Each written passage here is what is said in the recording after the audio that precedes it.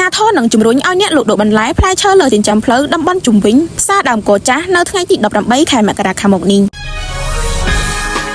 នៅថ្ងៃទី18ខែមករាខាងមុខនេះរដ្ឋបាលរាជធានីភ្នំពេញនឹងចាប់ផ្ដើមអនុវត្តវិធានការដោយជំរុញឲ្យអ្នកលក់ដូរបន្លែផ្លែឈើដែលមានសណ្ដាប់ធ្នាប់នៅលើដងផ្លូវលើចិញ្ចើមផ្លូវមហាវិថីម៉ៅសេតុងមហាវិថីព្រះមុនីរ៉េតនិងផ្លូវនានានៅតំបន់ជុំវិញផ្សារដើមកោចាស់ក្នុងខណ្ឌទួលគោខណ្ឌបឹងកេងកងឲ្យទៅលក់ដូរនៅទីតាំងផ្សារដើមកោថ្មីស្ថិតនៅតាមបណ្ដោយមហាវិថីឈ្នះក្នុងខណ្ឌព្រៃភ្នៅគឺមិនអនុញ្ញាតឲ្យអ្នកលក់ដូរគ្មានសណ្ដាប់ធ្នាប់នៅលើដងផ្លូវនិងលើចិញ្ចើមផ្លូវនេះតទៀតទេក្នុងកិច្ចប្រជុំសាមញ្ញលើកទី20របស់ក្រុមប្រឹក្សារាជធានីភ្នំពេញអាណត្តិទី4នៅព្រឹកថ្ងៃទី13ខែមករានេះលោកខួងស្រេងអភិបាលខេត្តរាជធានីភ្នំពេញមានប្រសាសន៍ថាអ្នកលក់ដូរគ្មានសណ្ដាប់ធ្នាប់នៅលើដងផ្លូវលើចិញ្ចើមផ្លូវមហាវិថីម៉ៅសេតុងមហាវិថីព្រះមុនីរ៉េតនិងផ្លូវនានានៅតំបន់ជុំវិញផ្សារដើមកោមានចំនួន700អាជីវកម្មចាប់ពីថ្ងៃទី18ខែមករាខាងមុខនេះតទៅពួកគាត់មិនត្រូវបានអនុញ្ញាតឲ្យលក់ដូរបន្តទៀតទេពួកគាត់ត្រូវបានរដ្ឋបាលរាជធានីភ្នំពេញរៀបចំឲ្យទៅលក់ដូរទីតាំងផ្សារដើមកោថ្មីស្ថិតនៅតាមបណ្ដោយមហាវិថីឈ្នះក្នុងខណ្ឌព្រៃភ្នៅរដ្ឋបាលរាជធានីភ្នំពេញនឹងយកទ្រង់នឹងចិញ្ចើមផ្លូវទាំងនេះមកជួសជុលថែទាំដើម្បីឲ្យប្រជាពលរដ្ឋបានធ្វើដំណើរធម្មតាឡើងវិញ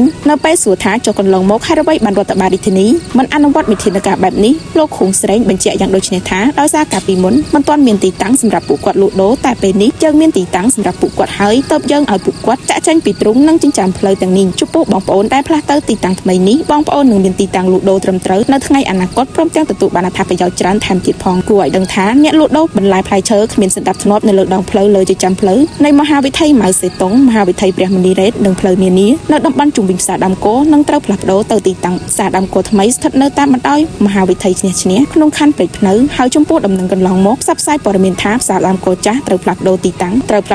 ថ្មីគឺជាព័ត៌មានមិនពិតនោះទេ